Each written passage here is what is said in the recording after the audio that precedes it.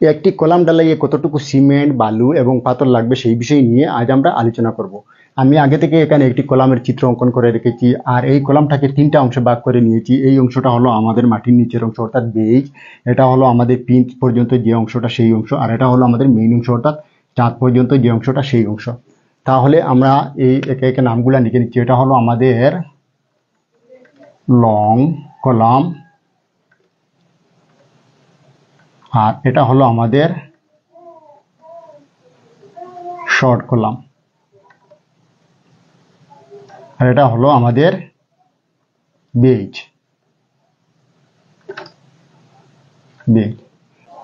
এবারে আমরা কলামের উপরের অংশের হিসাবটা প্রথমে বাইর করব। প্রথমে আমরা কলামের দৈর্ঘ্য, প্রস্থ এবং উচ্চতাটা আনুমানিক দিয়ে দিচ্ছি। আমরা দৈর্ঘ্য আনুমানিক দিয়ে দিচ্ছি 10 ইঞ্চি এবং প্রস্থেও বরাবর দিয়ে দিচ্ছি অর্থাৎ 10 ইঞ্চি, 10/10।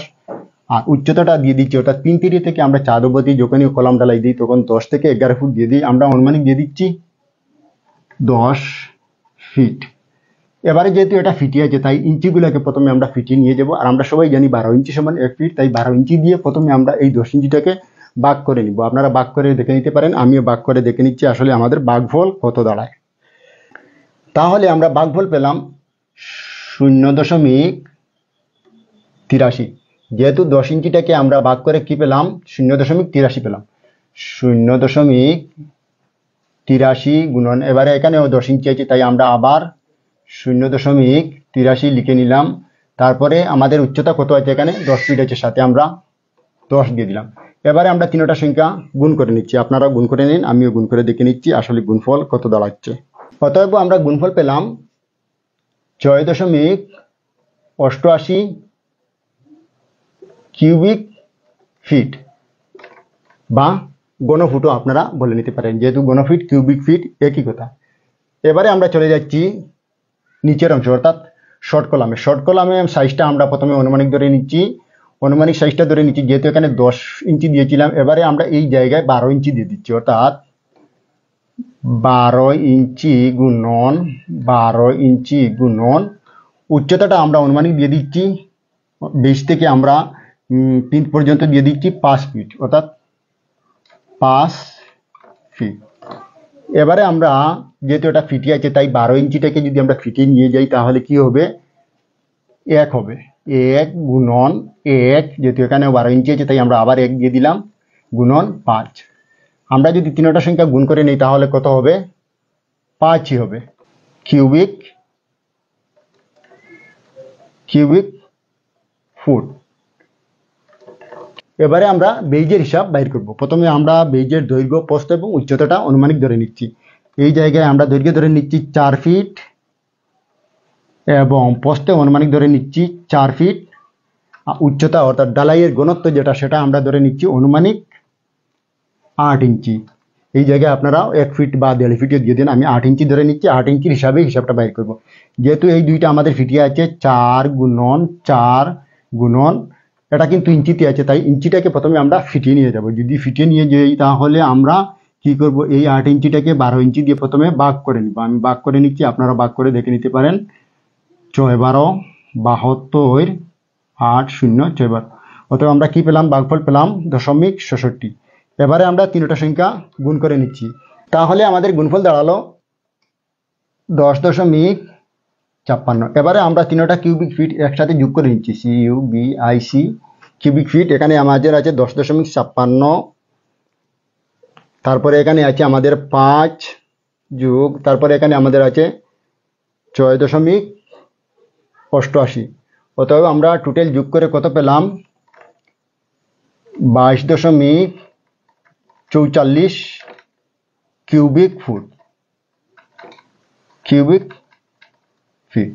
আর এই যেটা পেলাম সেটা হলো আমাদের বেজা আয়তন।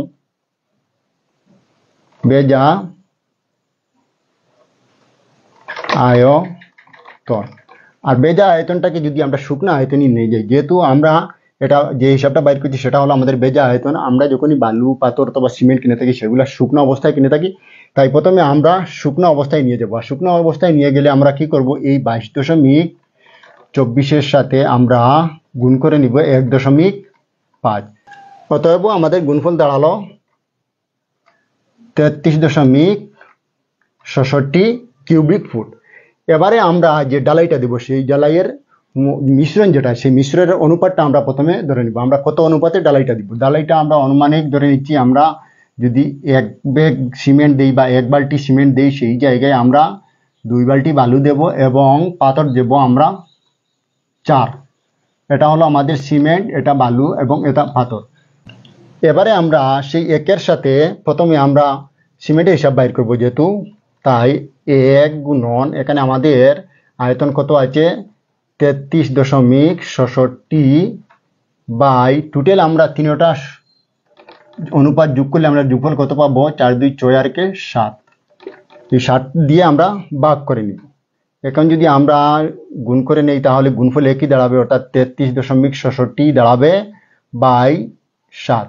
আমি ভাগ করে নিচ্ছি, আপনারাও ভাগ করে দেখে নিতে পারেন আসলে ভাগফল কত দাঁড়াচ্ছে। অতএব 7 দিয়ে আমরা ভাগ করে ভাগফল পেলাম 4.80।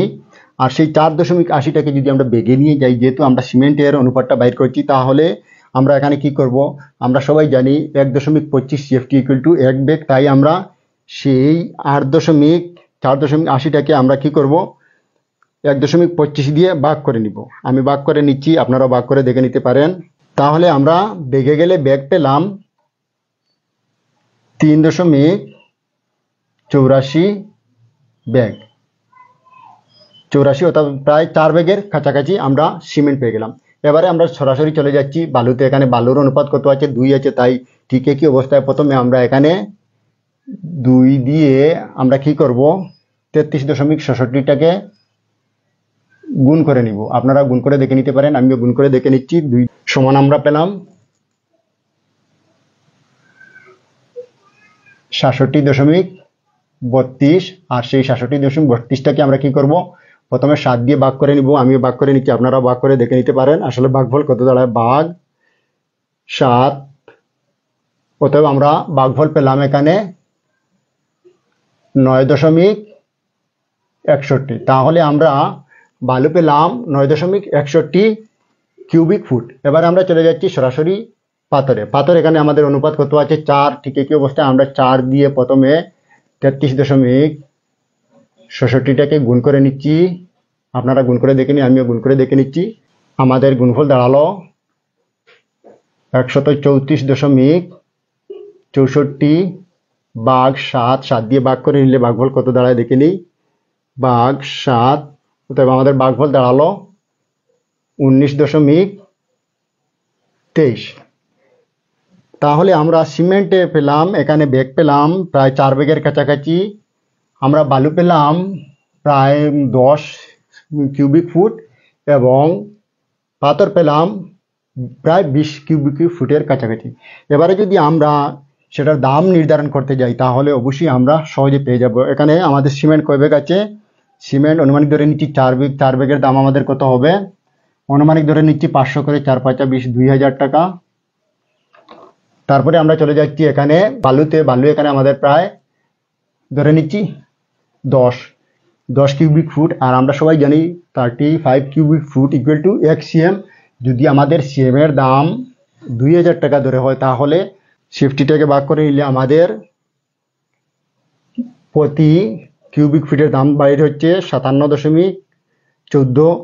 57.14 এর সাথে আমরা এবারে যদি গুণ করে নেই 10, তাহলে অবশ্যই আমরা টোটাল হিসাবটা পেয়ে যাব 10।